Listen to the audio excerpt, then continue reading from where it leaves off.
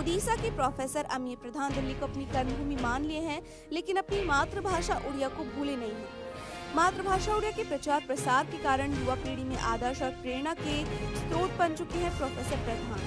श्रीमद् भगवद गीता का 700वां श्लोक को नवाक्षीर स्वर में पुस्तक की रचना किए हैं।